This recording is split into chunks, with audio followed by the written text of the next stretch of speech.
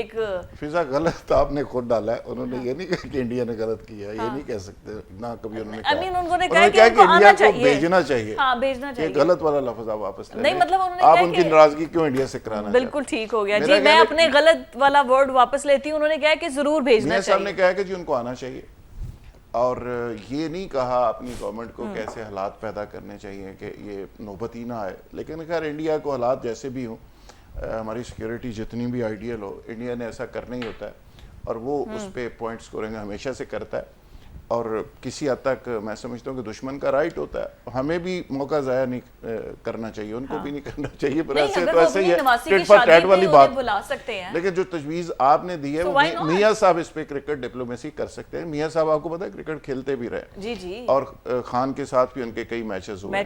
یہ الگ بات ہے کہ بانی پی ٹی آئی ہمیشہ یہ کہتے رہے کہ وہ اس وقت بھی امپائر کے ساتھ میچ فکس کر لیتے تھے, یہ وہ الزام لگاتے تھے.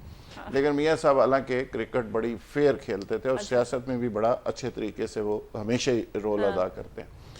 لیکن جہاں تک بات ہے دوسری, اس سے بھی جو بڑی بات ہے وہ یہ ہے کہ پی ٹی آئی نے دوبارہ سے رجوع کر لیا ہے مولانا فضل الرحمان سے. نہیں, اس پر میں آؤں گی نواز شریف. انہوں نے, میں چاہوں گی پہلے اس کو کر دے مولانا والی بات. انہوں نے پی ٹی آئی پر بھی تنقید کی. انہوں نے کہا ایک دکھا دے پروجیکٹ جو کہ پی ٹی آئی نے کمپلیٹ کیا. لیکن انہوں نے تو یہ بھی بات کی ہے, انہوں نے تو پھر یہ بھی کہا ہے کہ سارے لڑکوں کو, نوجوانوں کو گاڑیوں کے پیچھے بگا کے لگا دیا ہے کہ جن کو گالیاں دو, ڈنڈے مارو, وٹے مارو, لیکن کوئی پازیٹیوٹی اس پہ نہیں ہے. تو یہ جو بات میں پہلے کر رہا تھا, اب دیکھیں نا فواد چودھری جیسا بندہ وہ اکا ہوا ہے ان چیزوں سے. وہ کہتا ہے یہ جلسے کر کے تسی کرنا کی, یہ کنوں میسج دے رہے ہو. جو میں پہلے دن سے کہہ رہا ہوں کہ آپ کا کیس جو ہے وہ قبولیت کا ہے, مقبولیت کا نہیں ہے. یہ جلسے کر کے کس کو میسج دے رہا ہے. اچھا جلسے جب آپ کرتے ہیں نا جی تواتر کے ساتھ, آپ دھرنا دیتے ہیں, جلسے کرتے ہیں, کبھی پتہ چلتا ہے چائنا کے صدر کو آپ نے روک دیا ہے, کبھی فلانے مہمان نے آنا تھا اس کو روک دیا ہے, کبھی ایمبولینس بیچ میں پھنس گئی ہے, کبھی اتنے لوگ سڑک پہ مر گئے. تو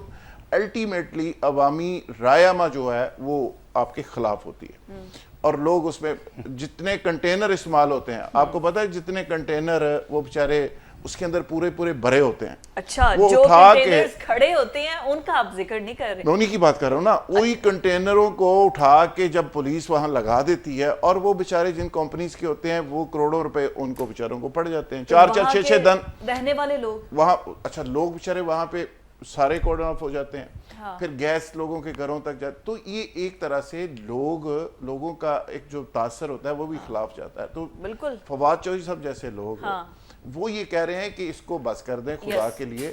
اگر کچھ ٹارگیٹڈ, کچھ سلوشن میکنگ چیز آپ کی ہے تو اس کی طرف جائیں, اور اس کا بھی ایک پلان لوگوں کو دیں.